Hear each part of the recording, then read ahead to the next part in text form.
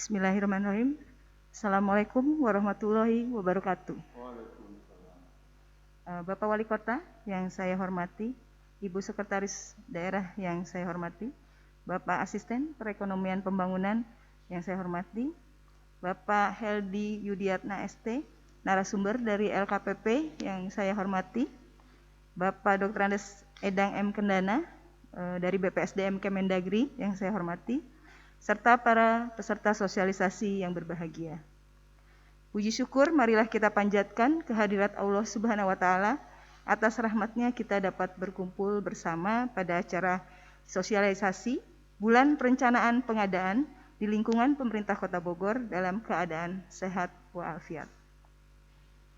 Pada kesempatan yang berbahagia ini, izinkanlah kami sampaikan hal-hal sebagai berikut.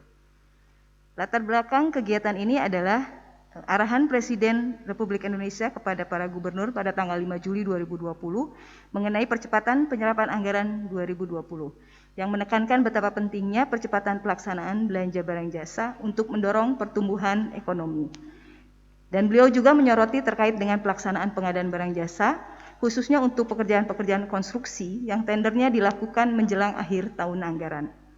Kegagalan dan keterlambatan proses pengadaan barang jasa seringkali diakibatkan oleh kurang matangnya perencanaan pengadaan barang jasa. Seringkali terjadi perubahan pada dokumen perencanaan yang sudah dibuat, spesifikasi dan cara pengadaan yang tidak sesuai, serta penetapan jadwal yang tidak tepat. Sejalan dengan kebijakan dalam Peraturan Presiden 16 tahun 2018 tentang pengadaan barang jasa pemerintah, yaitu meningkatkan kualitas perencanaan pengadaan barang jasa, di mana tahapan kegiatan perencanaan pengadaan dimulai dari identifikasi kebutuhan barang, penetapan jenis, cara, dan jadwal, serta anggaran pengadaan barang jasa. Pengguna anggaran atau kuasa pengguna anggaran memiliki tugas dan fungsi untuk menetapkan perencanaan pengadaan. Kesadaran mengenai pentingnya kualitas perencanaan pengadaan yang baik perlu dibangun, salah satunya melalui pencanangan Bulan Perencanaan Pengadaan di lingkungan pemerintah Kota Bogor. Di mana pada kegiatan ini perangkat daerah melakukan penyusunan perencanaan pengadaan barang jasa didampingi oleh bagian pengadaan barang jasa dengan berpedoman kepada Peraturan LKPP nomor 7 tahun 2018 dan Keputusan Deputi 2 LKPP nomor 10 tahun 2019. Penyusunan perencanaan pengadaan dilakukan bersamaan dengan proses penyusunan rencana kerja dan anggaran perangkat daerah tahun 2021 setelah Nota Kesepakatan KUA PPAS 2021. Kegiatan ini dilaksanakan dengan bertujuan agar perangkat daerah nantinya memiliki perencanaan pengadaan yang kemudian nanti dituangkan di dalam rencana umum pengadaan. Dan membangun kesadaran mengenai pentingnya kualitas perencanaan pengadaan barang jasa pemerintah yang baik untuk memperoleh hasil pengadaan barang jasa yang lebih baik dalam rangka mendukung pencapaian program strategis pembangunan Kota Bogor. Peserta sosialisasi kami laporkan adalah Kepala Perangkat Daerah, para Kabag, para camat, dan para lurah di lingkungan pemerintah Kota Bogor. Narasumber pada kegiatan ini adalah Bapak Heldi Yudiatna ST yang merupakan perencana pengadaan pada Direktorat Perencanaan Monef LKPP. Waktu dan tempat pelaksanaan sosialisasi hari ini dilaksanakan hari Jumat tanggal 9 Oktober 2020 di Sri Bima dan melalui daring. Kegiatan ini akan ditindaklanjuti nanti dengan melakukan pendampingan bagi perangkat daerah sesuai dengan jadwal yang akan disampaikan kemudian. Harapannya adalah kegiatan ini akan menjadi agenda rutin dan dilaksanakan setiap tahun. Demikian laporan yang dapat kami sampaikan. Selanjutnya mohon dengan hormat kepada Bapak Wali Kota untuk dapat memberikan arahannya kepada peserta sekaligus nanti membuka acara ini secara resmi. Atas perkenan Bapak, kami haturkan terima kasih. Billahi taufik wa hidayah. Wassalamualaikum warahmatullahi wabarakatuh.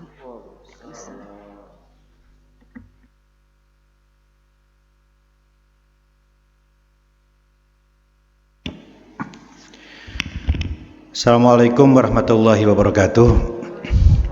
Ibu Sekda, Pak Asisten, Ibu Heni, para pimpinan OPD, camat, lurah, semua yang saya hormati.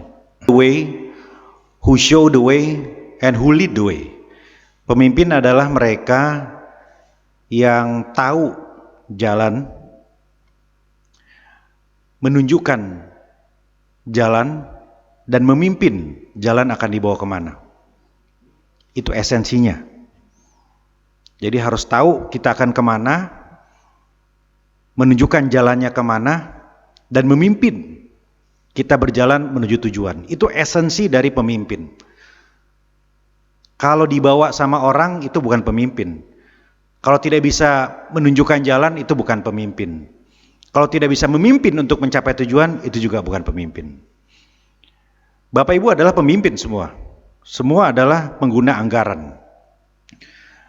Dari awal periode pertama selalu saya sampaikan, uang rakyat harus kembali ke rakyat. Itu pesan yang sangat kuat yang saya minta dijabarkan, diturunkan oleh semua pengguna anggaran. Uang rakyat harus kembali ke rakyat. Bayangkan Bapak Ibu, kita genjot PAD habis-habisan, kita ikhtiar keras habis-habisan, nyata enggak Pak, ada ini Pak. Nyata terlihat hasilnya peningkatan PAD dari 400 miliar sampai 1 triliun, ya, itu nyata hasilnya. Kemudian kita ikhtiar habis-habisan juga untuk menyusun sesuai dengan RPJMD, sesuai dengan visi misi. Kemudian di ujung pembahasan dengan Dewan, kita juga berusaha untuk mencapai kata kesepakatan. Kita perjuangkan kegiatan-kegiatan kita cari titik temu dengan teman-teman Dewan. Bukan hal yang mudah. Tim anggaran pasti tahu bahwa ini bukan hal yang mudah. Jadi ketika patut diketok itu sesuatu ujung yang luar biasa, tapi sekaligus awal yang juga sangat menentukan. Kenapa? Dari situlah kemudian dipastikan apakah uang rakyat akan kembali ke rakyat. Nah, pada perjalanannya kemudian, Bapak Ibu sekalian, terjadi berbagai macam hal sehingga angka silpa tinggi, sehingga tidak terserap semuanya. Bayangkan Bapak Ibu, rupiah demi rupiah yang kita perjuangkan, digenjot melalui PAD, diminta bantuan baik ke provinsi maupun pusat, kemudian bernegosiasi dengan Dewan, tetapi kemudian tidak terpakai, tetapi kemudian tidak terserap. Bayangkan Bapak Ibu sekalian, faktornya kenapa? Kita semua tahu, banyak faktor. Tapi sesungguhnya sejatinya penyebab utama adalah kegagalan untuk melakukan perencanaan. Kegagalan untuk melakukan perencanaan adalah merencanakan untuk melakukan kegagalan. Merencanakan untuk menciptakan kegagalan. Kita semua tahu soal itu. Saya kemarin baru mendapatkan informasi, Bu Sekda, ada program di Disdik yang sesungguhnya sangat luar biasa, sekolah satu atap, ya. Luar biasa, disatukan itu, salah satu andalan kita. Tetapi saya mendapat informasi bahwa kemungkinan besar tidak terlaksana secara maksimal, bahkan bisa saja tidak dilanjutkan. Karena apa? Karena ternyata perencanaannya tidak sesuai. Konsultan yang melakukan itu tidak betul-betul maksimal. Artinya pelaksana secara fisik sudah melakukan berdasarkan konsultan, tetapi konsultannya inilah ketika merencanakan ternyata desainnya itu tidak pas, sehingga bisa saja kemudian tidak berlanjut, tidak terserap. Apa pesannya dari sini? Sekali lagi adalah perencanaan. Saya melihat satu, penting sekali bagi seluruh pimpinan OPD untuk memastikan bahwa kabit-kabit yang berkaitan dengan infrastruktur ini, dengan sarana prasarana ini, betul-betul hands on, menguasai itu. Jadi jangan dilepas begitu saja. Belum lagi kita berbicara soal favoritisme dan lain-lain, ya. Tapi lagi-lagi ini seringkali ada kelalaian di sini. Jadi perencanaannya nggak amburadul, ya amburadul. Saya berharap tentunya Disdik bisa memastikan ini tetap kita maksimalkan, ya. Tapi ini evaluasi ke depan. Belum lagi kita tahu bagaimana carut-marutnya kegiatan di Masjid Agung, ya. Sampai kemudian isunya melebar menjadi isu SARA dan lain-lain. Ya, saya kira itu bukan soal SARA, ya, tetapi sekali lagi adalah kegagalan untuk melakukan perencanaan yang matang, ya, dari setiap tahapan, ya, sehingga akhirnya seperti ini. Jadi poin pertama adalah Ya, pengguna anggaran semuanya harus hands on. Harus hands on tadi. Ingat kata-kata saya pertama tadi. Leaders are those who know the way, who lead the way and show the way. Ya, pengguna anggaran harus hands on semua. Mulai dari perencanaan, apalagi program-program yang strategis begitu. Itu poin pertama. Nah, poin kedua adalah tidak disiplin. Artinya apa? Ya, timeline-nya. Ya, seringkali melengkapi berkas-berkas, dokumen agak lama dan lain sebagainya. Ya, sehingga kemudian terburu-buru masalah waktu. Ya, ini masalah ketelodoran, ini masalah abai. Ini faktor kedua. Nah, faktor ketiga adalah tidak tegaknya sistem. Ya, mungkin saja ada faktor X, ya. Ada carut-marut kepentingan, ada tekanan dari sana, dari sini, ada dinamika dalam tender dan sebagainya. Ya, tidak mampu dikelola dengan baik, ya, sehingga akhirnya gagal gitu. Nah, artinya apa Bapak Ibu sekalian? Kata kuncinya lagi-lagi adalah sistem. Kata kuncinya adalah sistem. Ya, saya mengapresiasi ya kalau kemudian ya kita sama-sama melangkah ke depan dengan mencanangkan untuk membangun sistem proses perencanaan pengadaan yang jauh lebih baik. Ya, jadi semuanya ada timeline-nya. Semuanya ada timeline-nya sesuai dengan skala kegiatannya gitu. Jadi semua harus dilakukan sesuai dengan jadwalnya. Pengajuan paket tender setiap tahunnya pada triwulan kedua, triwulan ketiga, puncaknya bulan apa, itu penting begitu. Kemudian juga estimasi waktunya, ya waktu pelaksanaan tendernya berapa hari, antisipasi bila tidak gagal. Kemudian semua estimasi, artinya untuk perencanaan kegiatan yang memerlukan waktu 3-4 bulan, misalnya tendernya harus sudah dimulai bulan Agustus maksimal. Pekerjaan yang memerlukan waktu 5-6 bulan, tendernya maksimal mulai bulan Juni.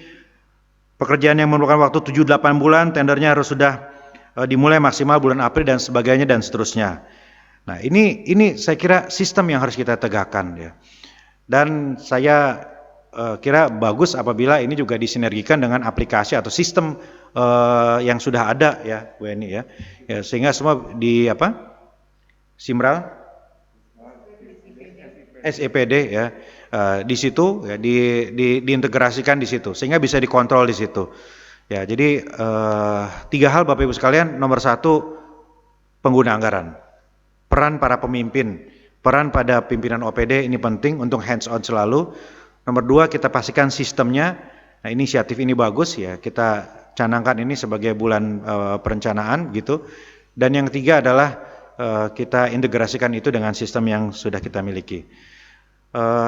Kalau ini dilakukan, insya Allah silpa akan bisa ditekan dan pengelolaan APBD akan menjadi lebih efektif dan efisien. Saya kira itu. Terima kasih. Wassalamualaikum warahmatullahi wabarakatuh.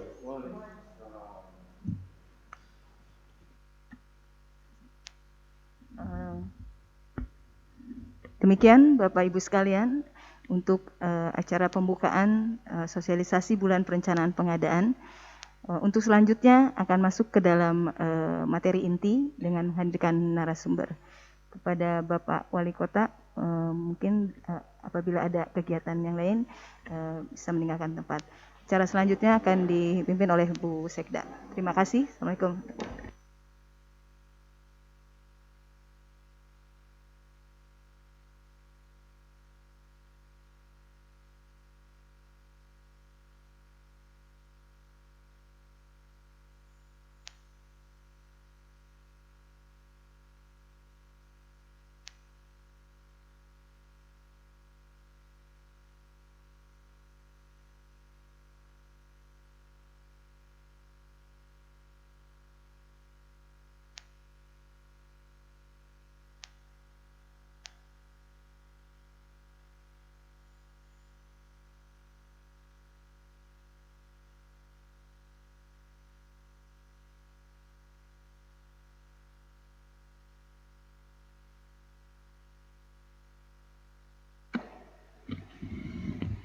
Baik, Bapak Ibu sekalian, untuk selanjutnya kita masuk ke dalam inti dari kegiatan ini. Sebelum nanti narasumber dari LKPP menyampaikan paparannya, terlebih dahulu ada beberapa arahan yang akan disampaikan oleh Ibu Sekretaris Daerah. Kepada Ibu Dr. Saripah kami persilakan. Terima kasih. Bu Heni, Pak Asperbang, yang terhormat, Bapak Ibu sekalian, sebelum nanti kepada pembicara utama yang akan menyampaikan, kita belajar bersama dari narasumber kita.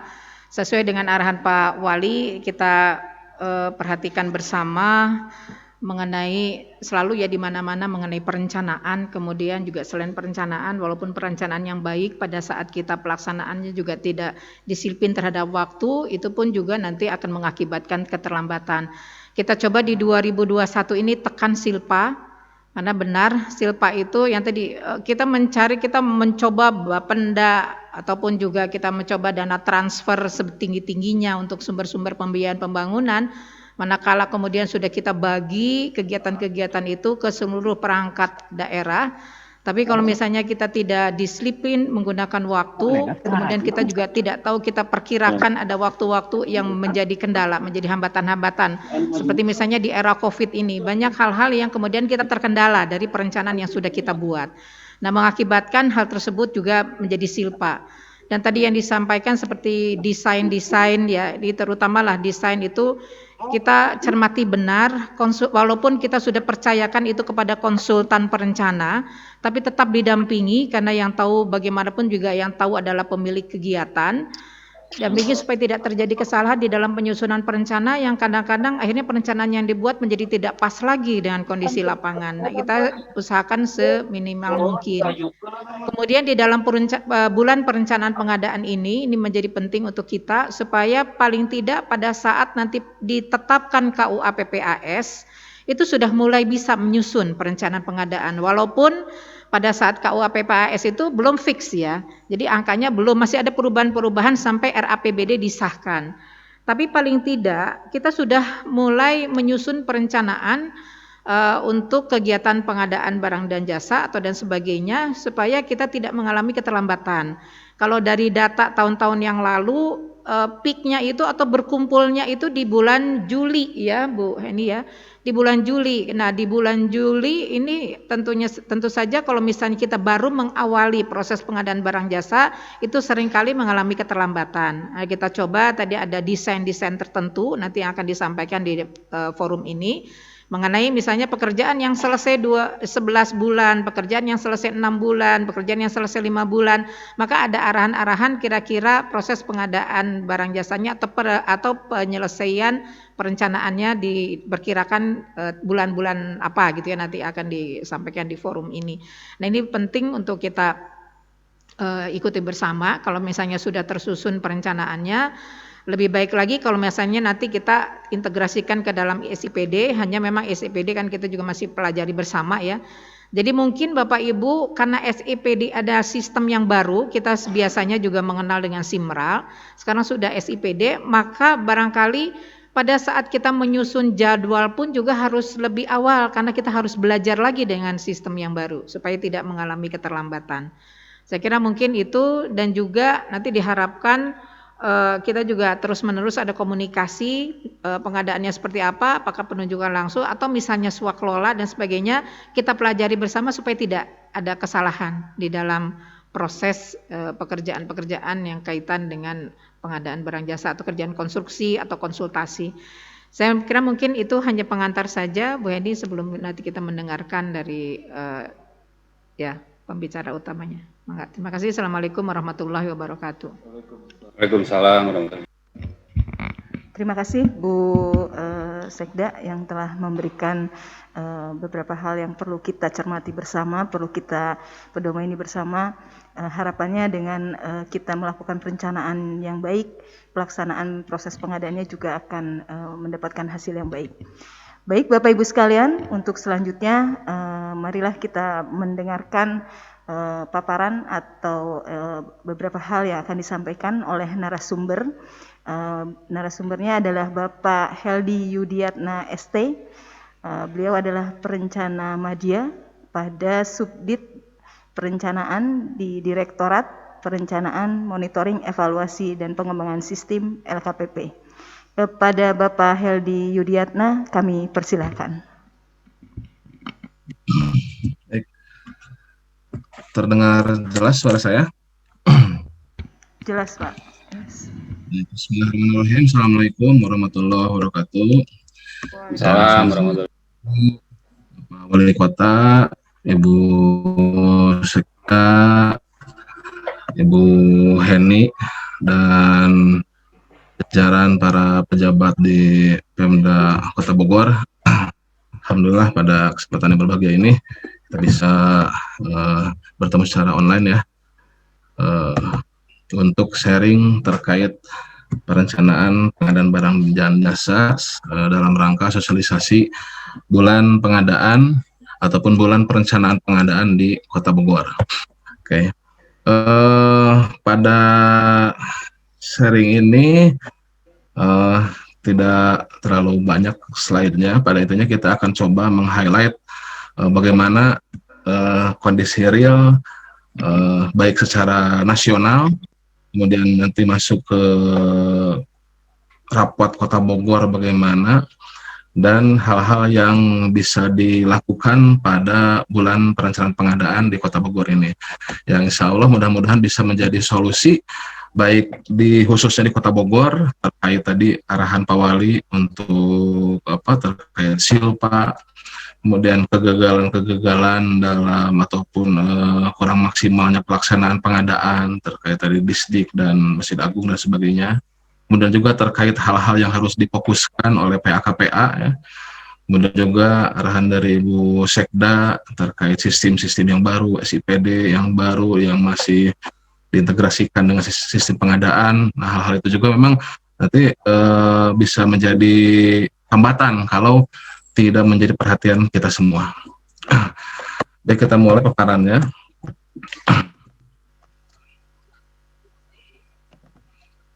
Pertama, dasar dari semua ini adalah salah satunya adalah kita mengacu pada Perpres 16 tahun 2018 terkait pengadaan barang jasa pemerintah, yaitu salah satu yang menjadi perubahan dari Perpres 16 2018 yang merupakan perubahan dari Perpres 54, itu adalah menghasilkan barang jasa yang tepat dari semua uang yang dibelanjakan atau value for the money.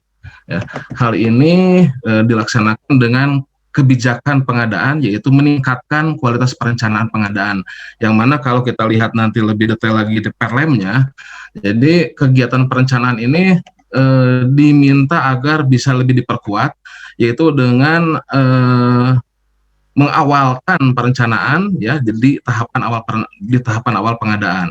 Jadi kalau dulu proses tahapan pengadaan itu perencanaan, pelaksanaan ya. Nah, kalau sekarang ada perencanaan, persiapan dan pelaksanaan pengadaan. Seperti itu. Jadi diharapkan dengan Perpres baru ini kita bisa meningkatkan kualitas perencanaan barang dan jasa pemerintah. Nah, ini salah satu dasarnya.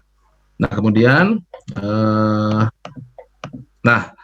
ini adalah yang terjadi secara nasional dan tadi secara lokal pun sudah diungkapkan oleh Pak Wali ya. Secara nasional ini kasus-kasus pengadaan ini ada sekitar 500 kasus pada tahun kemarin. Kemudian tahun sekarang sudah hampir 200 kasus. Nah, ini biasanya lebih ke pembayaran prestasi ataupun di pelaksanaan kontrak. Dan paling banyak adalah pekerjaan konstruksi. Yang lebih menarik lagi ini adalah yang bisa kita highlight, ini kasus itu muncul di awal-awal tahun biasanya, pelaporan kasus itu.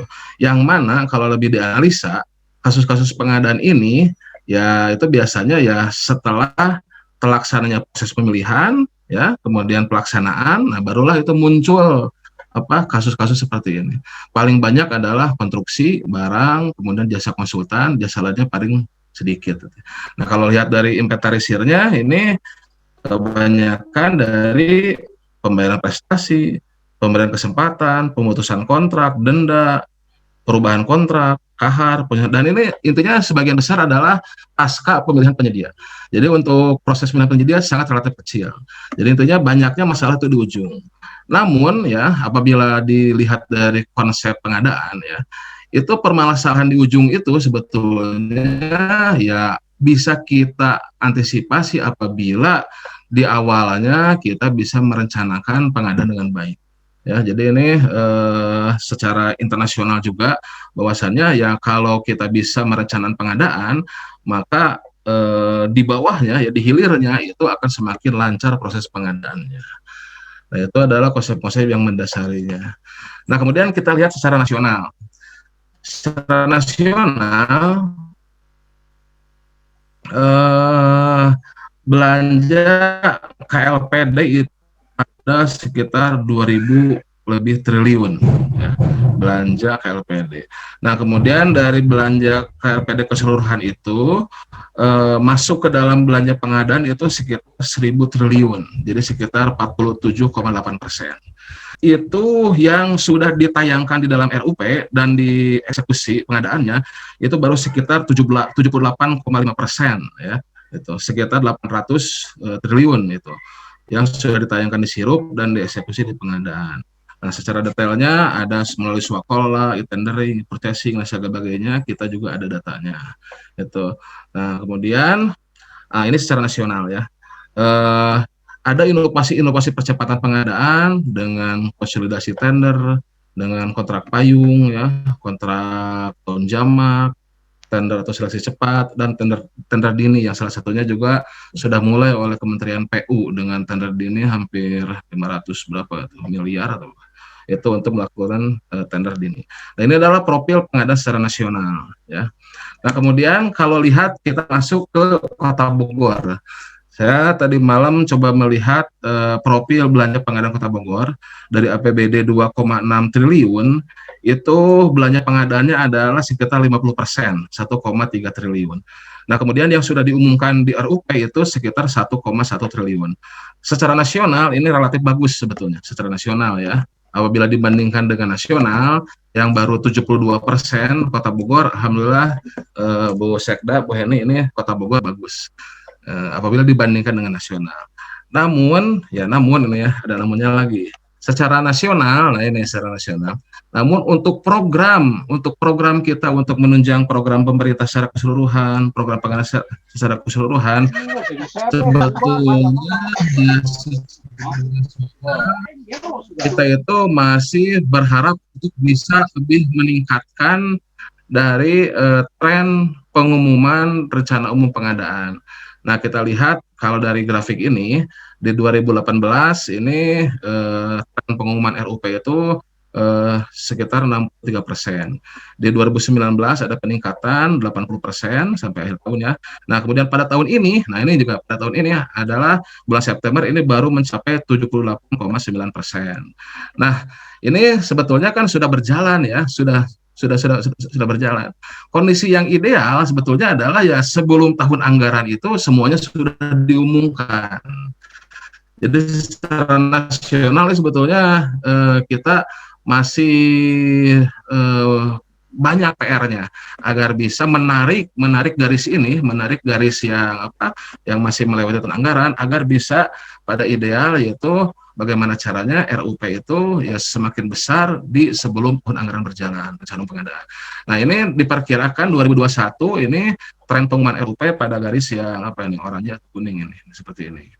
Nah, jadi mudah-mudahan dengan adanya program bulan perencanaan pengadaan di Kota Bogor ini ya bisa menjadi pionir secara nasional untuk lebih meningkatkan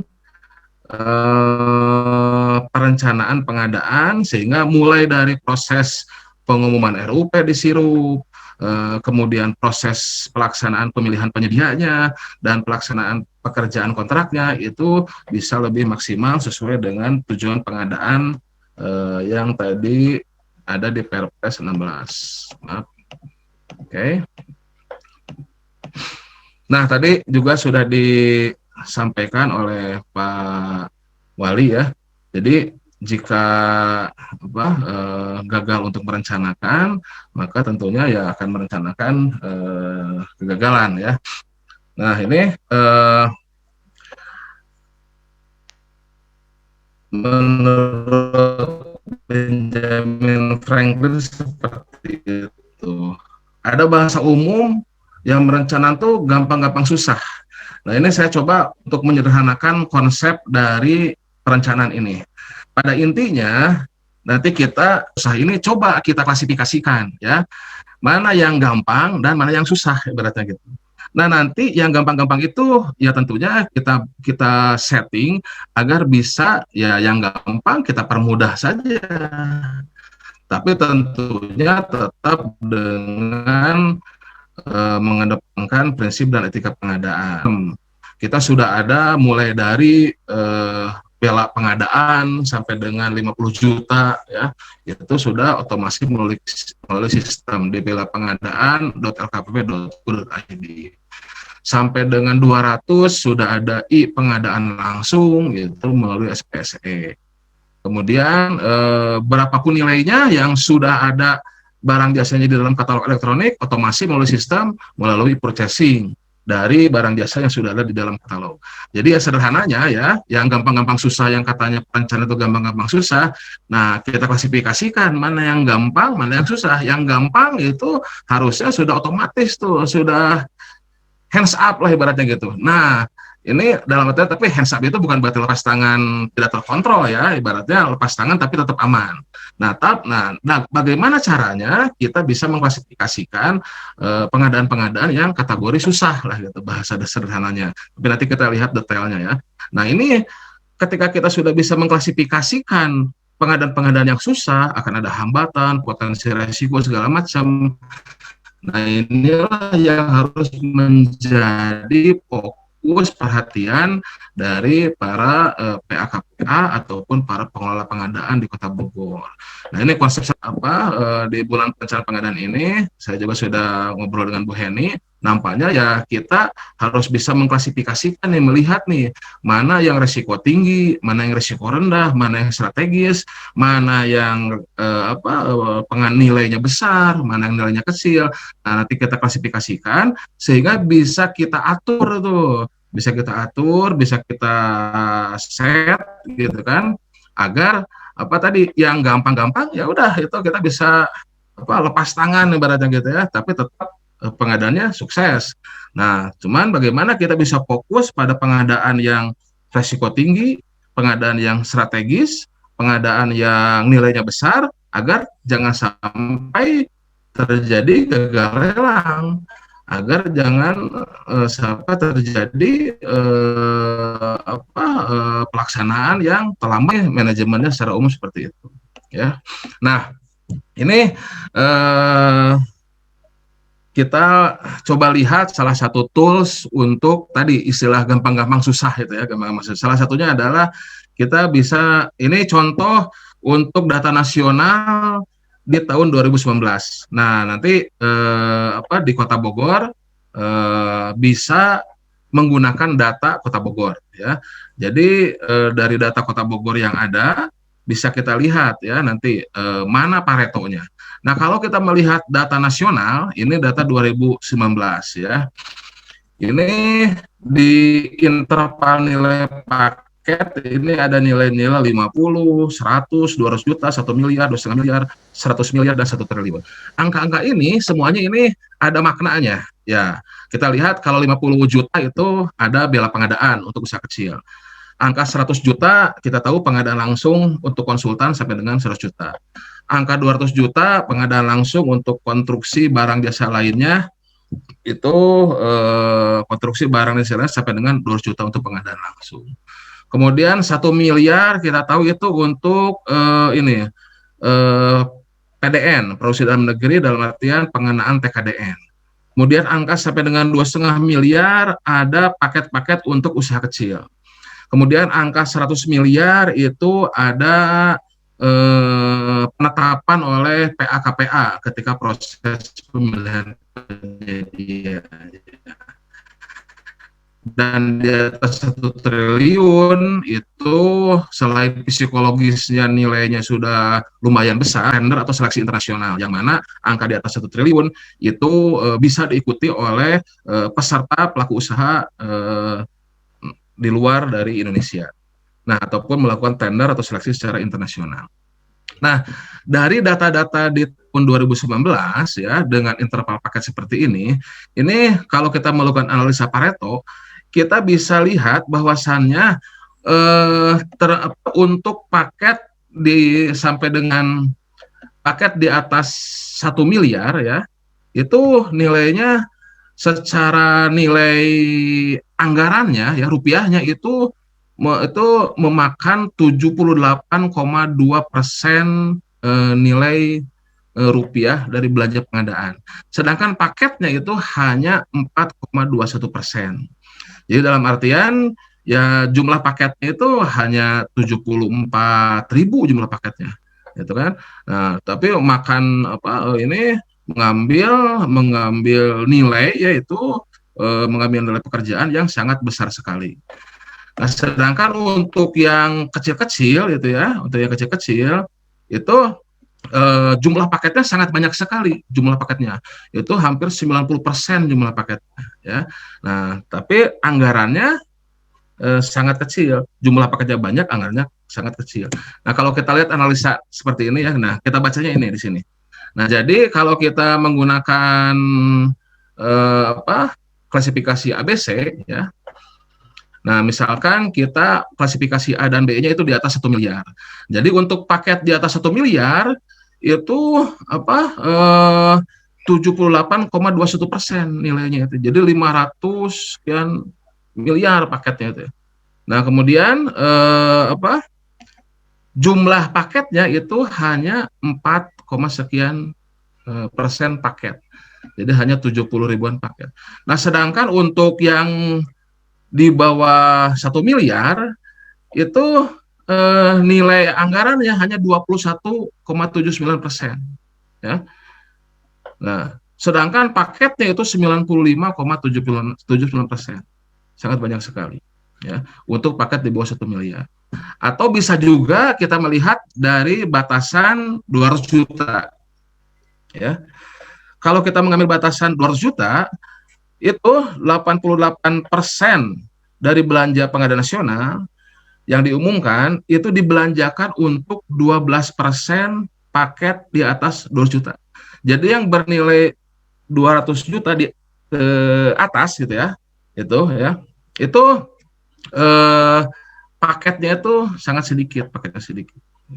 Cuman nilainya hampir 90% memakan anggarannya. Ya. Nah, kemudian yang di bawah 200 juta ya itu hanya 11,6% dari belanja pengadaan nasional. Ya. Itu dari nilai belanjanya, rupiahnya. Nah, namun paketnya itu ada hampir 90%. Nah, jadi ini ya kalau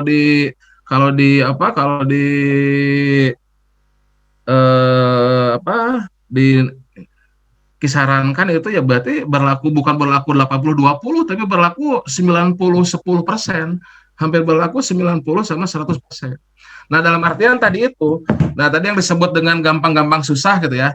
Nah, seperti paket sampai dengan 200 juta yang mana nilainya hanya sedikit, berarti kecil, nilai sangat banyak sekali. Nah, itu bagaimana caranya, strateginya direncanakan agar bisa ya dalam artian tidak fokus di sana gitu ya. Itu serahkan ke sistem, kita hands up tapi tetap terkontrol ya untuk paket-paket yang di bawah 200 juta.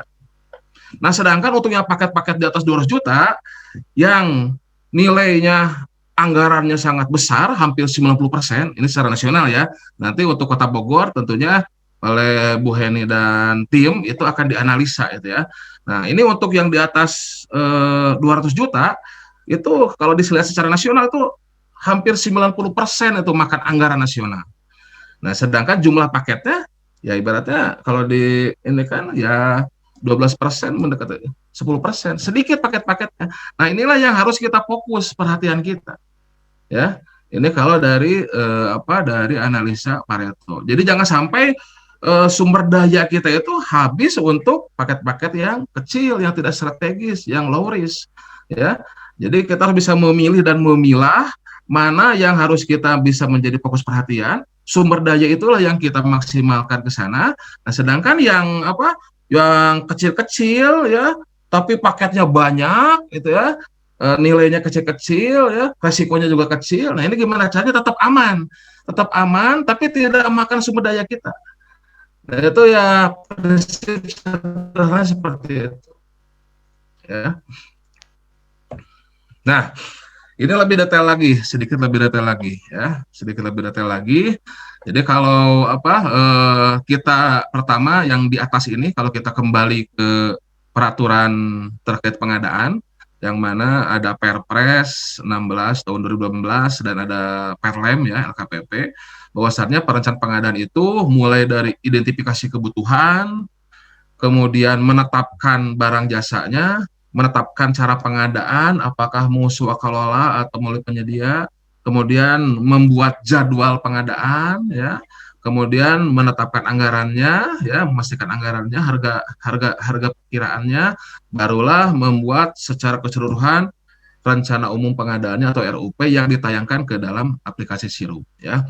Nah, ini kalau kita detailkan, ya, identifikasi kebutuhan. Nah, di sini identifikasi kebutuhan bukan hanya sekedar kita benar-benar tahu apa kebutuhan dari satker atau user kita ya. Dalam artian benar-benar tahu itu, misalkan kita mau beli kendaraan. Ini memang harus mengadakan kendaraannya yang kita butuhkan itu, atau kita sekedar butuh fungsinya saja. Kalau sekedar fungsi ya berarti kita bukan mengadakan kendaraan, tapi ya kita mengadakan ataupun mencari yang bisa menyediakan fungsi dari kendaraan tersebut. Ya, misalnya melalui sewa, ya, seperti mesin fotokopi juga. Apakah harus beli atau kita cukup mengadakan fungsi dari mesin fotokopinya. Jadi apa kebutuhannya? Nah, namun bukan hanya itu saja sebetulnya diidentifikasi kebutuhan. Kalau sederhananya tadi ada bahasa gampang-gampang susah tadi. Nah, kalau kita lebih dalam ya, ketika kita melakukan identifikasi kebutuhan tadi itu, ini kalau ada kita lihat ada gambar burung-burung ini ya. Nah, ini gambar burung ini. Ya.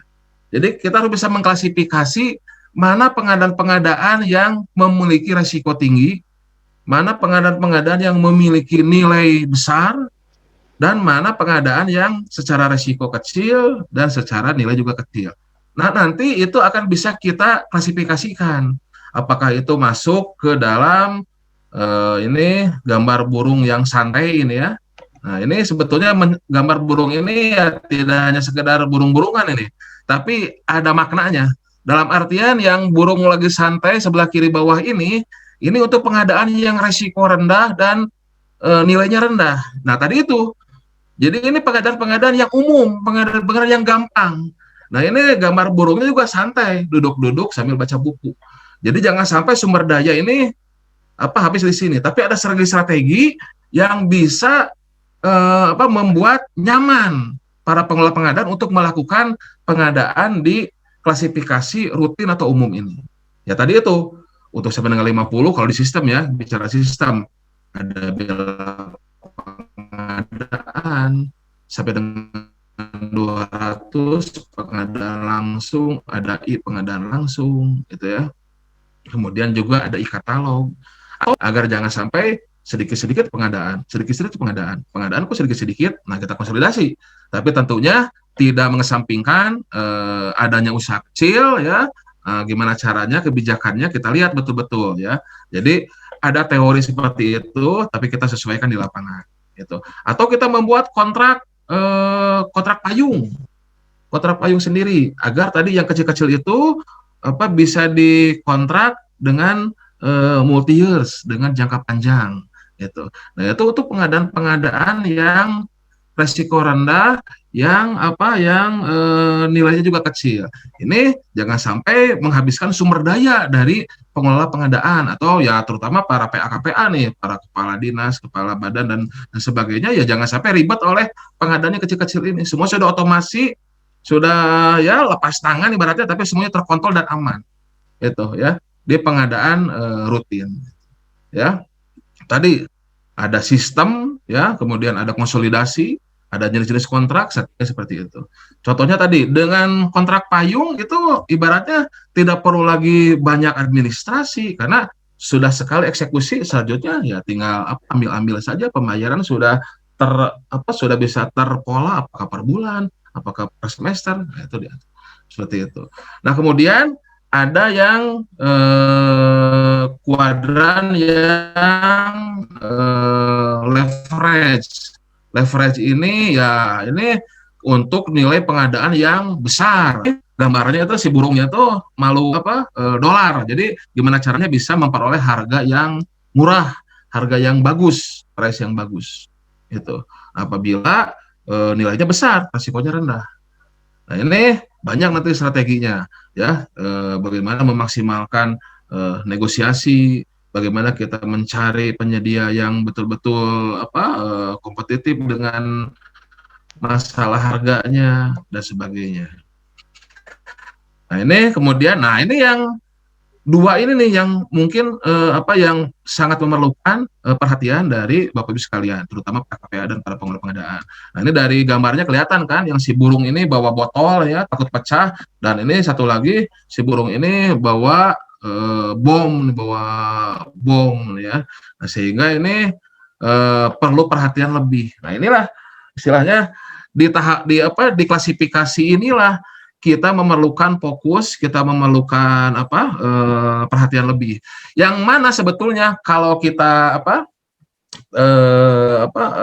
pada slide sebelumnya, sebetulnya yang bottleneck atau critical ini jumlah paketnya tidak terlalu banyak sebetulnya. Nanti kita lihat hasil analisa dari timnya bagian pengadaan gitu ya.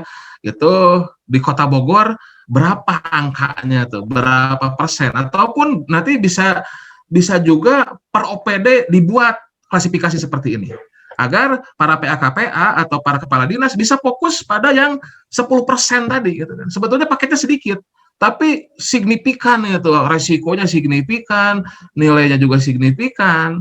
Nah, itu. Nah, ini yang batasan ini nanti ya bisa kita olah dengan teori Pareto ataupun klasifikasi ABC tadi. Nah, yang bottleneck ini nilainya kecil ini, nilai pengadaannya kecil, tapi resikonya tinggi. Tapi seperti arahan Pak Wali tadi, seperti contohnya konsultan. Konsultan itu tipikal alamiahnya bottleneck. Kenapa? Karena resikonya itu bisa besar, terutama konsultan konstruksi ya. Kenapa? Karena kalau konsultan perencanaannya salah ataupun ada yang kurang maksimal, nanti akan menghambat ke pekerjaan konstruksinya. Gitu. Ya, sehingga contoh tadi alamiah konsultan itu memiliki risiko tinggi walaupun nilainya kecil. Nah, di sini ada strategi bagaimana caranya ya kita bisa menurunkan risiko baik dari pemilihan suppliernya atau penyedianya, pemilihan kontraknya. Jadi kita lihat secara keseluruhan. Nah, di sini ada pemilihan kontraknya, ada pemilihan cara evaluasinya ya.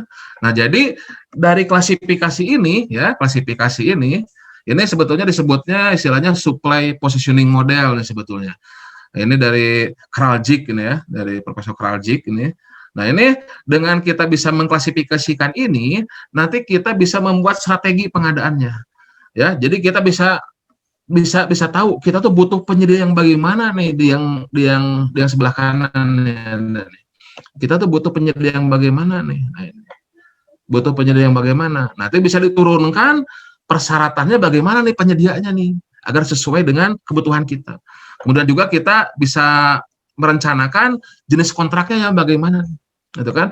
Termasuk juga cara evaluasinya apa nih? Apakah dengan sistem biaya terendah, harga terendah, apakah dengan sistem nilai karena kita butuh kualitas, atau dengan penilaian biaya selama umur ekonomis atau bagaimana gitu.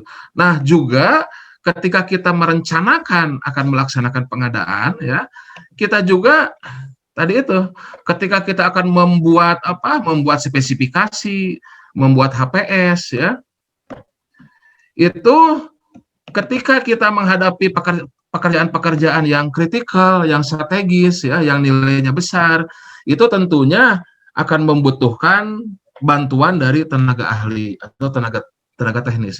Karena kita tahu juga kan banyak kasus-kasus di lapangan pejabat pembuat komitmen itu bukan ahli ataupun bukan orang teknis pada barang jasa yang diadakannya, gitu kan. Misalkan ada dokter dari dinas kesehatan yang menjadi PPK bangunan.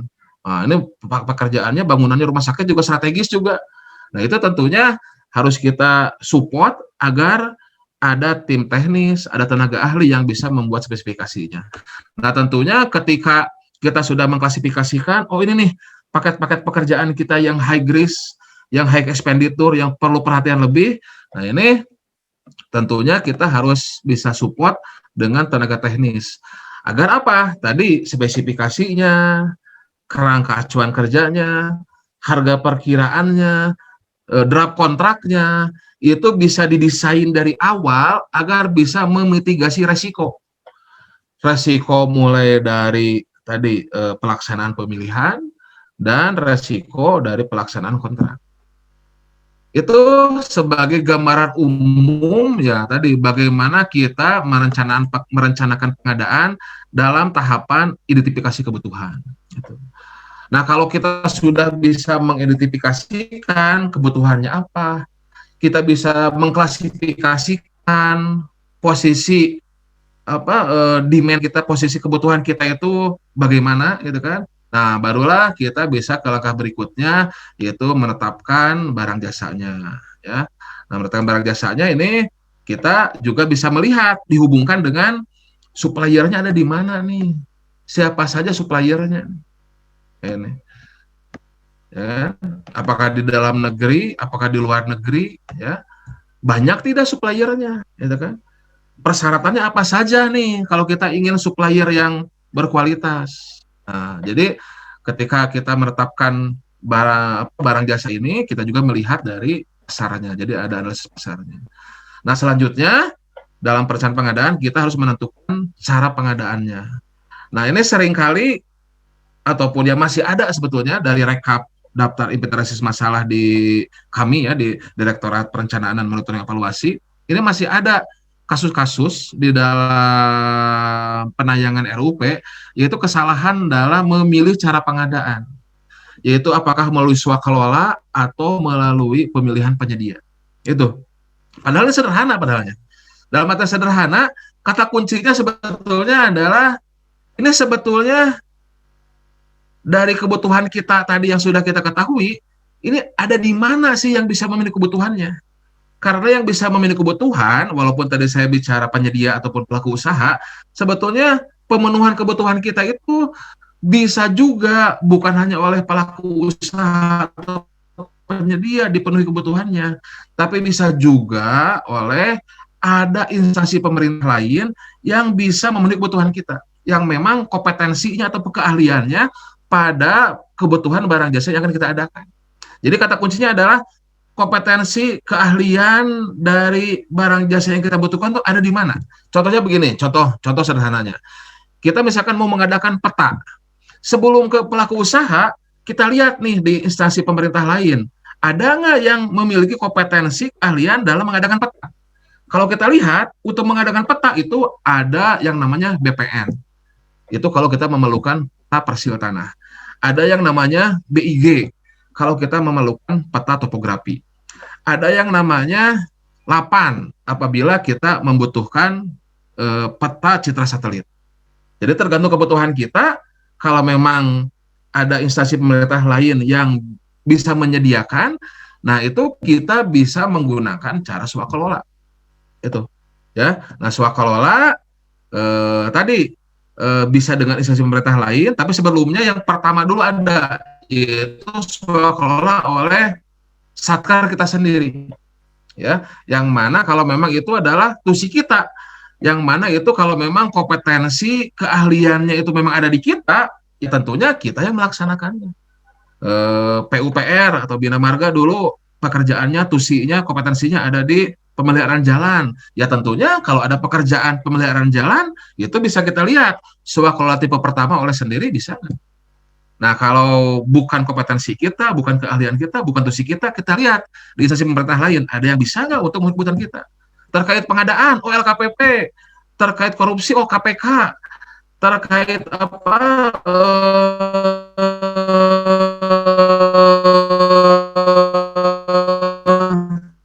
lingkungan hidup, oh Kementerian Lingkungan Hidup, PK dengan sertifikat itu kalau memang bisa yang kedua. Atau kalau kebutuhan kita bisa dipenuhi oleh ormas, kompetensinya ada di ormas, kompetensinya ada di Pokmas. Nah, silakan itu bisa melakukan swaklola tipe yang ketiga dan keempat, itu oleh organisasi masyarakat atau oleh kelompok masyarakat. Tapi yang memang kompetensinya ada, keahliannya ada di situ. Contohnya misalkan, oh ini ada kegiatan terkait sosialisasi kesehatan. Nah, ini siapa nih ormas yang memang kompetensinya dalam bidang kesehatan? Terkait masalah jantung, ada Yayasan Jantung Indonesia. Terkait AIDS, ada yayasan apa, AIDS apa gitu kan. Terkait lingkungan hidup, ada Walhi dan sebagainya. Ya, nah itu swakalola. Nah, barulah kalau memang kita tidak bisa melakukan swakalola, pilihan lainnya adalah dengan melakukan pemilihan penyedia. Nah, ketika melakukan pemilihan penyedia, tadi itu kita harus kembali ke identifikasi kebutuhan tadi. Kita sudah ibaratnya sudah punya rapotnya lah, sudah punya rapot, sudah punya kelas-kelasnya. Ya sederhananya tadi, kita tuh sudah tahu mana yang gampang dan mana yang susah. Jangan sampai yang gampang jadi susah. Yang gampang ya harus jadi mudah. Bantu sistem, bantu manajer dengan manajemen agar bisa yang gampang tetap jadi gampang, tetap lebih mudah. Nah, yang susah inilah bagaimana kita bisa lebih fokus, bisa antisipasi agar aman, tidak terjadi gagal lelang, tidak terjadi gagal pekerjaan, keterlambatan dan sebagainya. Nah, contohnya ya untuk jadwal pengadaan. Nah, ini jadwal pengadaan ini bukan jadwal pelaksanaan pekerjaan, bukan hanya jadwal pelaksanaan pemilihan, tapi jadwal keseluruhan pengadaan. Kalau kita hanya bicara jadwal pelaksanaan pekerjaan, oh ini pekerjaan 3 bulan, hati-hati juga. Di dalam pelaksanaan pekerjaan harus diantisipasi. Bukan berarti kita merencanakan terlambat ya, tapi harus ada cadangan kalau terjadi keterlambatan pekerjaan. Tapi bukan berarti kita merencanakan gagal, merencanakan terlambat. Seperti kita bawa ban serap di mobil, bukan kita berarti merencanakan ban meletus ya, tapi kita memitigasi, menyiapkan kalau terjadi hal tersebut. Nah, ketika dalam hal pelaksanaan pekerjaan, kita juga harus mengantisipasi apabila ada hambatan dalam pelaksanaan, sehingga tadi bisa ada penambahan waktu ya, yang mana dalam aturan bisa ditambah adendum sampai dengan 50 hari. Nah, itu jangan sampai melewati tahun anggaran, ya kan? Sehingga muncullah kasus-kasus pengadaan di awal tahun berikutnya. Itu. Nah, kemudian juga ketika kita bicara proses pelaksanaan pemilihan penyedia, bukan hanya cukuplah tender sebulan. Bukan hanya tender sebulan. Kita harus bisa mengantisipasi kalau terjadi gagal tender bagaimana? Itu 1 bulan lagi. Kalau ada sanggah bagaimana? Itu bisa 2 minggu. Masa sanggah dan jawab sanggah. Kalau ada sanggah banding untuk konstruksi bagaimana? Itu juga sudah 2 minggu juga itu. Sudah 2 minggu juga itu kan. Nah, jadi tambah 2 minggu itu bisa menjadi bisa jadi 1 bulan. Jadi 1 bulan ya. Nah, sehingga ketika kita bicara jadwal pengadaan, ketika kita bicara jadwal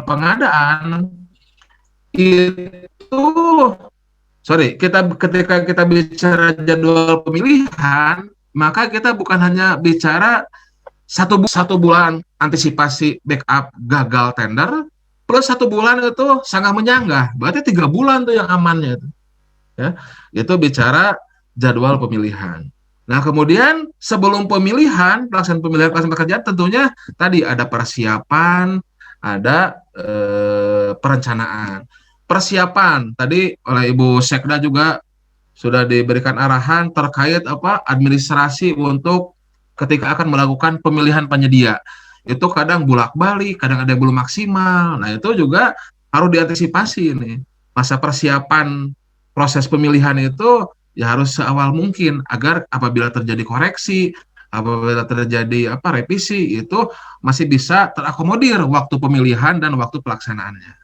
Gitu. Nah, tentunya penjadwalan ini ya harus direncanakan sejak awal. Apabila tadi melihat tren rencana pengadaan, itu idealnya kita ingin agar bisa awal tahun itu bisa sudah selesai semua ini. Mana tadi? Nah ini. Jadi idealnya di awal tahun ini sebelum tahun anggaran berjalan, semua proses perencanaan itu sudah selesai.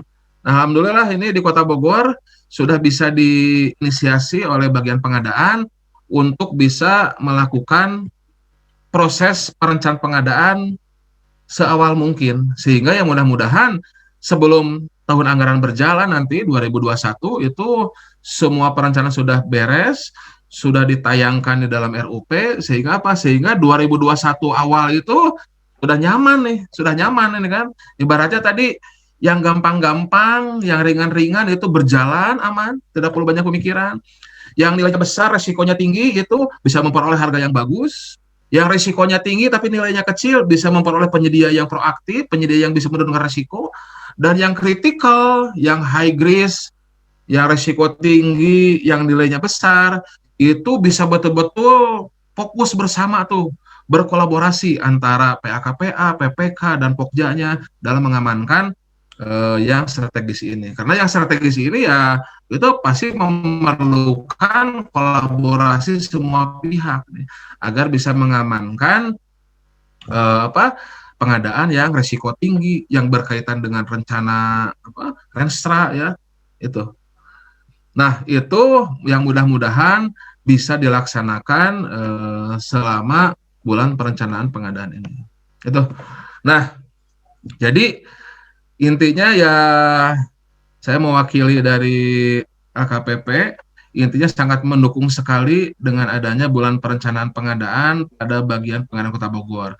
Yang tentunya ini insya Allah dari sharing tadi ini akan bisa meningkatkan kualitas pengadaan di Kota Bogor, insya Allah. Ini yang baik, insya Allah pelaksanaannya juga ya ada yang bilang 90%, ada yang bilang 50% itu sudah selesai gitu ya. Dan kemudian ini juga kalau tadi kita lihat data RUP kan secara nasional sebetulnya bahkan Kota Bogor masih lebih bagus. Jadi ini sebetulnya ya pertama secara nasional ataupun di Indonesia yang betul-betul fokus pada perencanaan pengadaan di sebelum tahun anggaran berjalan. Nah, sehingga mudah-mudahan dengan awalan di Kota Bogor ini bisa diduplikasi oleh teman-teman dari KLPD yang lain ya. Sehingga apa ya? Sehingga tadi harapan kita secara nasional perencanaan yang lebih bagus itu bisa tercapai. Dan bahkan mudah-mudahan juga ini program dari bagian pengadaan Kota Bogor ini ya oleh LKPP juga bisa kita adopsi ataupun bisa kita buatkan agar dimasukkan ke dalam kebijakan juga ya agar bisa kita dorong secara nasional. Itu harapan dari kami yang mudah-mudahan bisa tercapai. Demikian Bapak Ibu sekalian, intinya sukses untuk bagian pengadaan Kota Bogor, sukses untuk Pemkot Bogor dalam acara bulan perencanaan pengadaan Kota Bogor. Demikian yang dapat saya sampaikan, Bapak sekalian. Terima kasih atas perhatiannya. Mohon maaf atas segala kekurangannya. Saya tutup dengan alhamdulillahirrahmanirrahim. Wassalamualaikum warahmatullahi wabarakatuh. Saya serahkan kembali ke MC atau Ibu Heni dan rekan. Terima kasih. Terima kasih Pak Heldi yang sudah menyampaikan paparannya yang sangat menarik. Artinya kita jadi mengetahui bagaimana gambaran mengenai pengadaan secara nasional, kemudian betapa pentingnya perencanaan dalam proses pengadaan barang jasa. Baik Bapak Ibu sekalian, untuk selanjutnya kita masuk ke dalam sesi tanya jawab atau diskusi apabila ada hal-hal yang ingin didiskusikan atau sharing dari Bapak Ibu peserta. Kami persilahkan mungkin untuk pertama tiga dulu. Pak Asisten mau bertanya. Mangga silakan Pak Asisten. Kita tampung dulu 3 atau mau langsung? Ada yang lain dari peserta? Pak Sekretaris DPRD, Pak Boris. Ya, satu lagi mungkin. Ada lagi?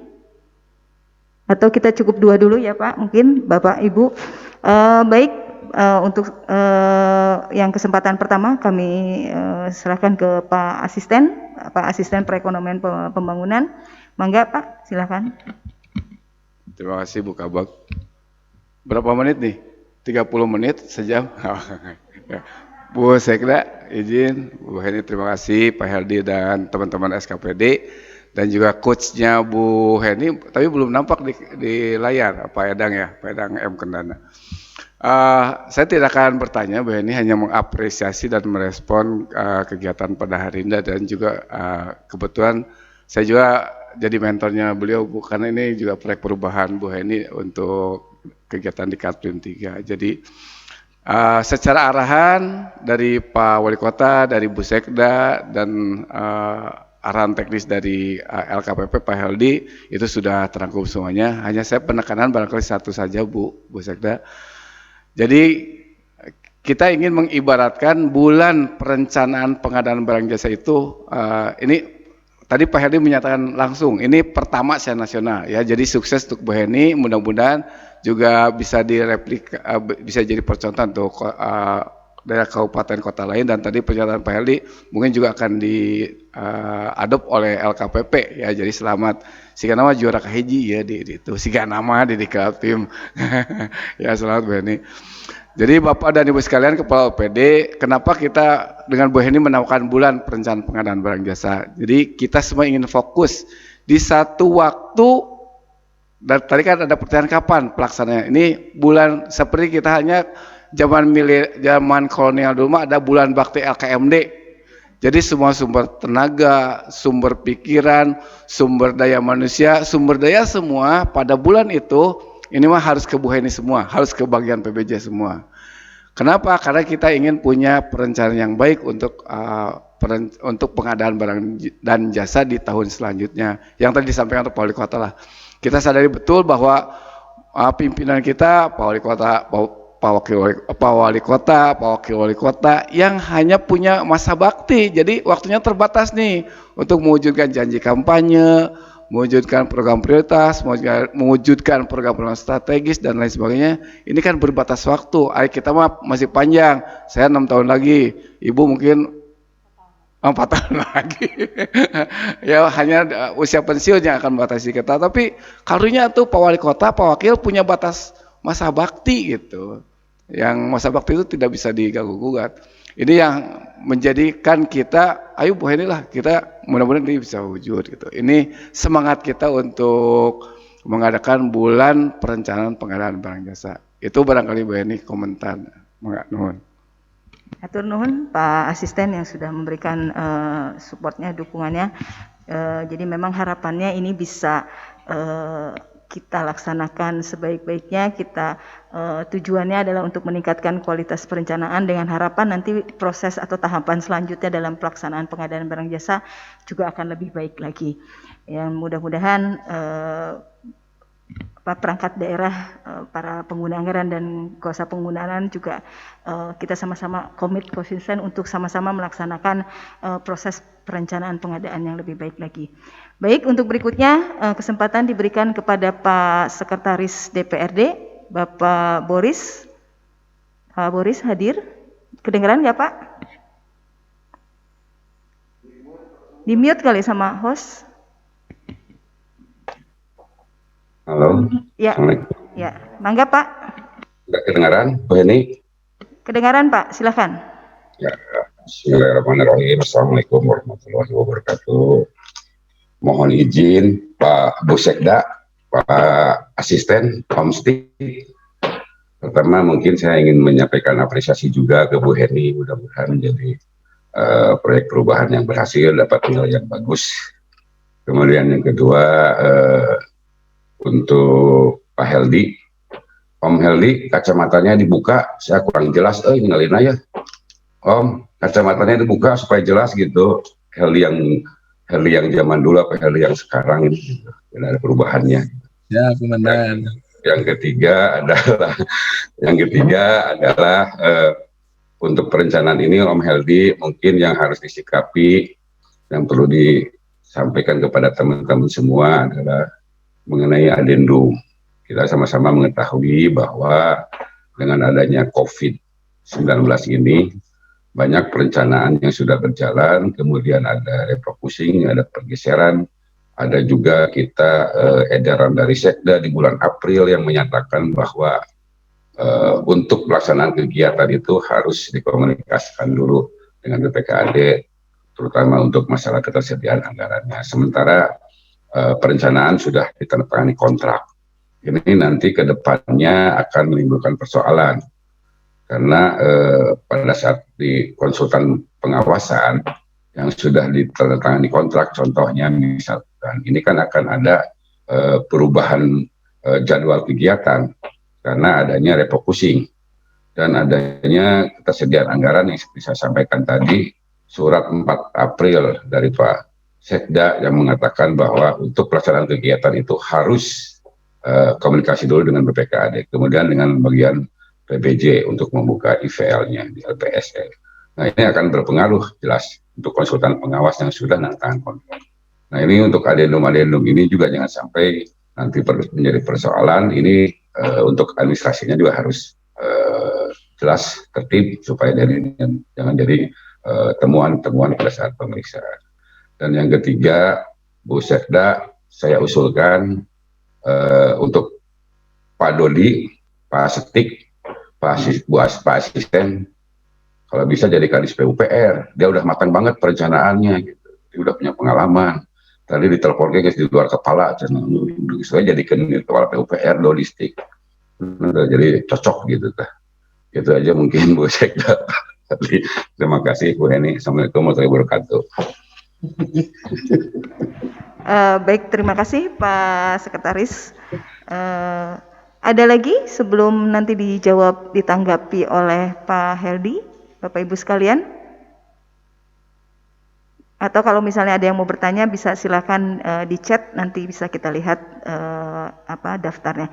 Baik, untuk menanggapi apa yang sudah disampaikan oleh Pak Asisten dan Pak Sekretaris, kesempatan kami berikan kepada Pak Heldi. Silakan Pak Heldi. Baik, terima kasih Bu Heni. Kalau untuk Pak Asisten tadi intinya support ya, alhamdulillah ya, mudah-mudahan sukses juga nih untuk bulan perencanaan pengadaan. Allah ya, kita harapkan bisa maksimal dan bisa menjadi contoh lah gitu, contoh dan bisa diduplikasi untuk secara nasional ke KLPD lainnya gitu. Kemudian untuk Pak Boris ya saya pakai lagi kacamatanya nih, soalnya bisa baca nih udah nih. Yang khas nih suaranya Pak Boris ya. Terkait adendum dalam masa COVID sekarang ini, pada intinya secara peraturan pengadaan LKPP ataupun pemerintah sudah sangat mempermudah aturan-aturan dalam hal eksekusi pengadaan di masa COVID ini. Mulai dari Perpres dan ada Perlem khusus terkait kondisi darurat ya, dan kemudian sudah ada SE juga ya. Nah, pada intinya sih tadi ya sebetulnya betul sudah dijawab juga oleh Pak Boris, yaitu ya tinggal berkoordinasi saja ya dengan di bagian pengadaan ataupun yang terkait keuangan tentunya ya di BPKAD dan sebagainya, ya tinggal dikoordinasikan saja pada di level di teknisnya. Namun pada intinya secara aturan kebijakan pengadaan itu sudah sangat dipermudah sekali ya, ataupun sudah ada koridornya, sudah aman insya Allah. Ya kalau kata Pak Kepala LKPP intinya ya kita tetap jaga integritas, kita tetap jaga efektivitas. Nah ini sebetulnya tidak nyebut efisien ya. Jadi ibaratnya prinsip efisien sudah tanda kutip agak diberikan untuk kondisi sekarang ya. Jadi mengedepankan akuntabilitas ya, mengedepankan efektivitas gitu kan, agar pada masa pandemi sekarang ya kebutuhan yang terkait dengan nyawa jiwa manusia yaitu bisa segera dipenuhi. Masalah administrasi, masalah segala macam itu sebetulnya kan sudah diatur, itu bisa terakhir setelah pelaksanaan itu, jadi sudah sangat dipermudah. Demikian Bu. Baik, terima kasih Pak Heldi. Inspektorat, Bu. Ya, Inspektorat. Pak Inspektur. Pak Inspektur dulu. Enggak. Baik, Pak, silakan Pak Inspektur, bisa ditampilkan di layar Pak Inspektur. Pak, angkat tangannya Pak, mana Pak? Wah, ya siap. Ya, Assalamualaikum warahmatullahi wabarakatuh. Yang kami hormati Bu Sekda, Pak Asisten, Bu Kabak, dan rekan-rekan dari OPD yang lain. Yang pertama, ya sekali lagi juga saya juga menyampaikan apresiasi atas pelaksanaan kegiatan pada hari ini, di mana ini menjadi titik tolak dari pelaksanaan kegiatan yang akan kita laksanakan di tahun 2021. Kita belajar pengalaman dari tahun ini dan tahun sebelumnya, hal-hal yang sebenarnya mungkin karena ketidakpahaman terutama dari rekan-rekan di tingkat kelurahan, tahapan-tahapan pelaksanaan pengadaan ini tidak dilaksanakan secara benar, sehingga ini juga menimbulkan kerawanan tersendiri dari sisi baik pelaksanaan fisiknya ataupun dari sisi kelengkapan administrasinya. Jadi mudah-mudahan kegiatan ini bisa secara masif dilaksanakan dengan sasaran terutama teman-teman kita ini yang di kelurahan ini.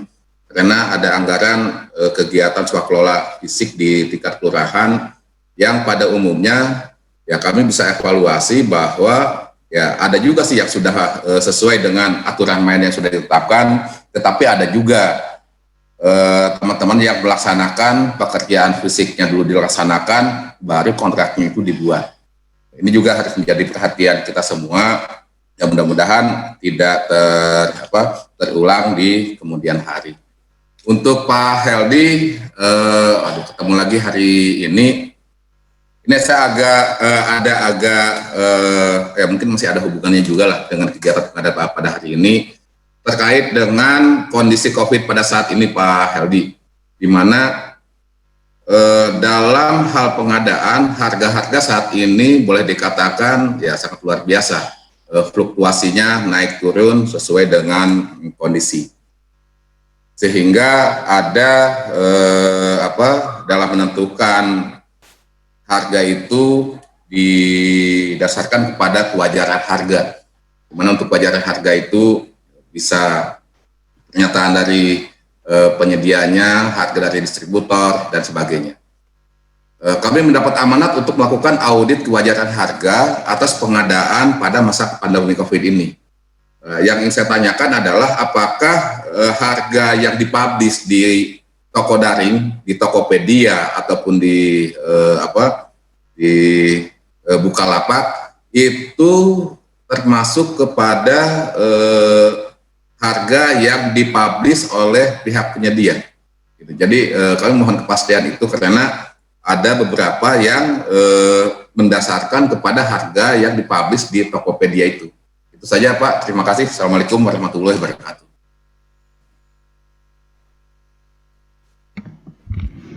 Baik, satu lagi Pak Heldi, Bu Sekda ada yang ingin ditanyakan, silakan Bu. Ya, sedikit Pak Heldi, ini kesempatan yang baik.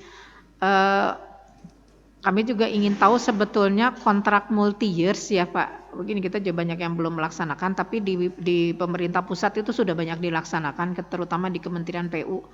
Nah ini ingin sedikit pencerahan mengenai kontrak multi years karena nanti pasti juga akan ke jadwal ya, penyusunan jadwal. Manakala kita punya kontrak induk, nah berarti kan untuk tahun-tahun berikutnya juga agak ke jadwal juga sudah ada kepastian. Sedikit itu aja. Kemudian kontrak payung mungkin tadi ya, itu aja Pak Heldi. Terima kasih. Silakan Pak Heldi langsung bisa ditanggapi.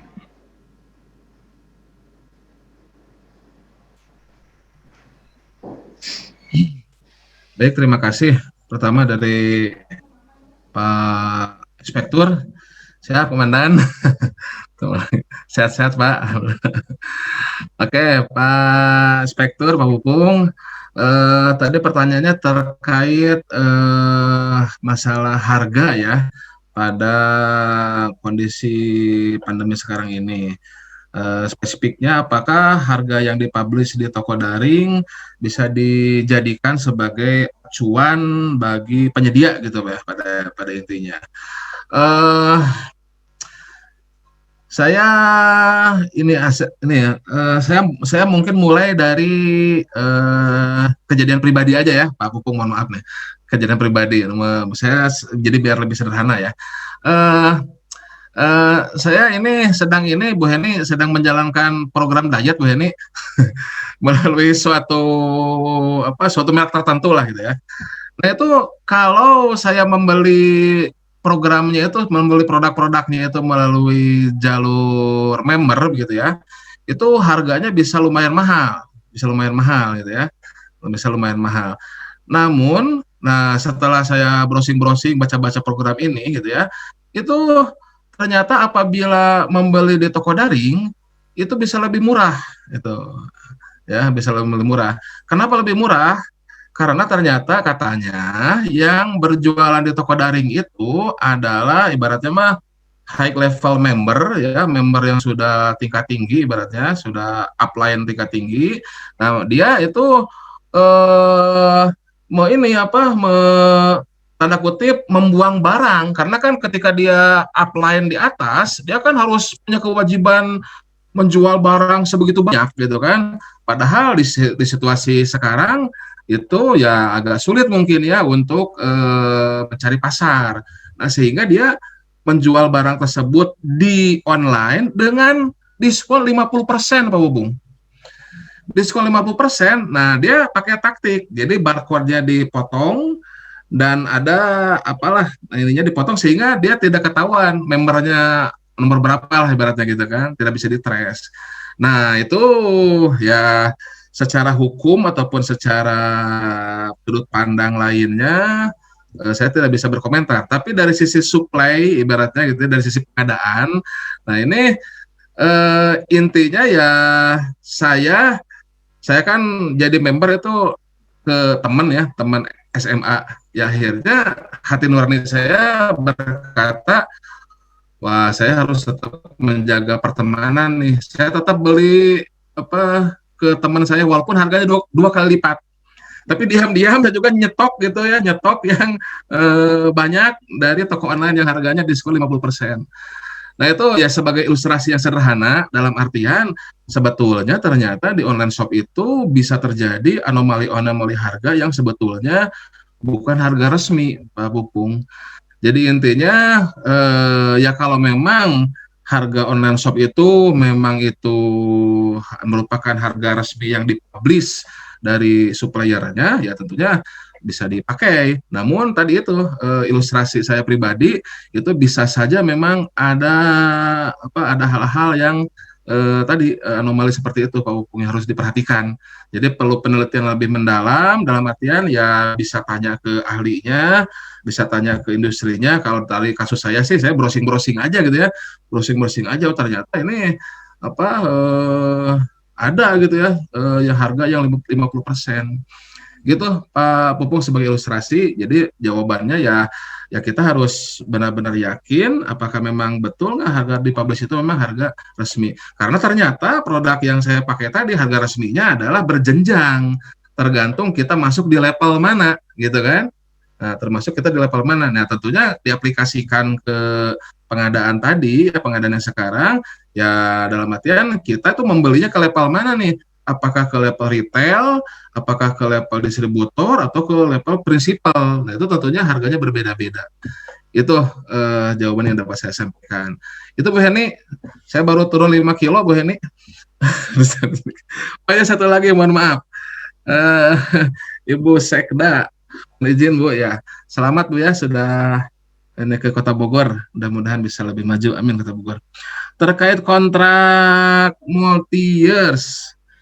Kontrak multi-years ya ini memang ya agak panjang sebetulnya. Ya pada intinya ya harus ada pembahasan lebih khusus ya terkait multi-years ya, dan tentunya di awal kuncinya pertama ada di awal harus sudah direncanakan.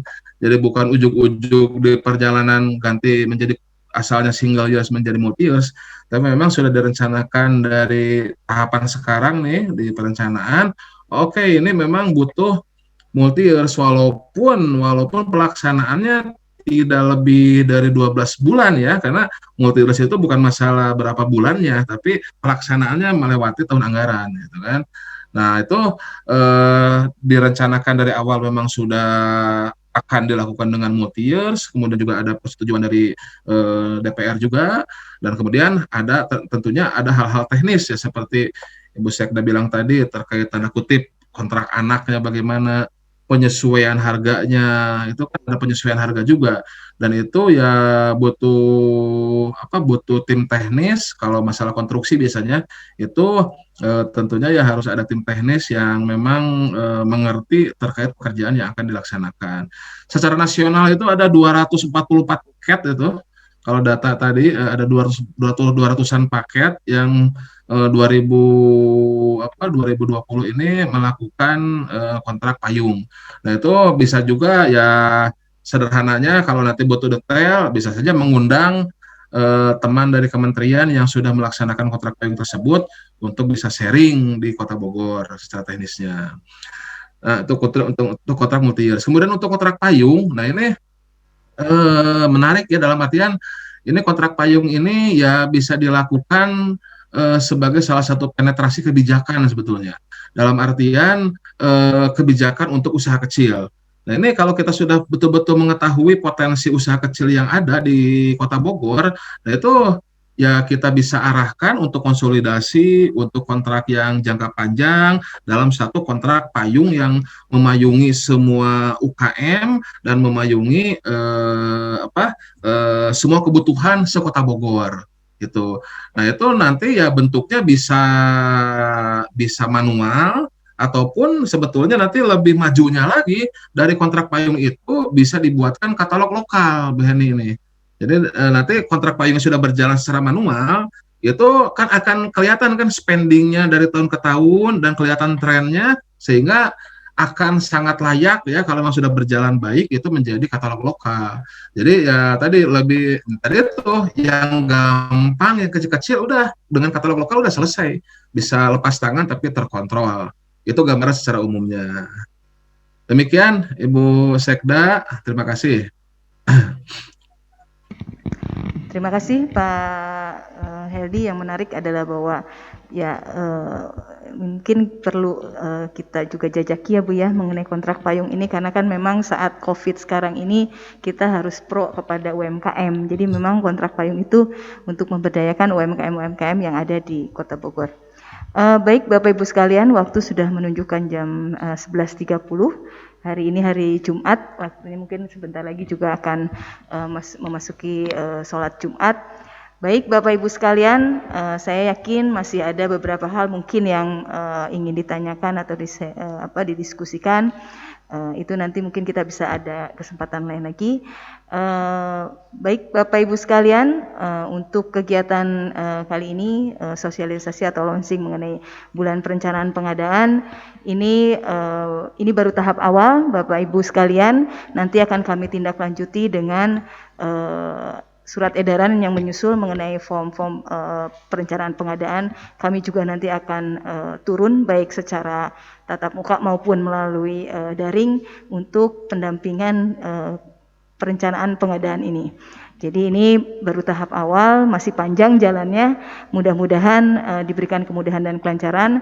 Mohon kerjasama dari Bapak Ibu sekalian di perangkat daerah untuk sama-sama kita berkomitmen melakukan perencanaan pengadaan yang baik sehingga proses pelaksanaan pengadaan barang jasa yang akhirnya nanti bisa mendorong pencapaian pembangunan di Kota Bogor lebih baik lagi. Demikian acara kali ini, dengan ucapan alhamdulillah amin, kami tutup acara sosialisasi bulan perencanaan pengadaan di lingkungan pemerintah Kota Bogor. Terima kasih atas partisipasinya. Billahi taufiq wal hidayah. Wassalamualaikum warahmatullahi wabarakatuh. Salam.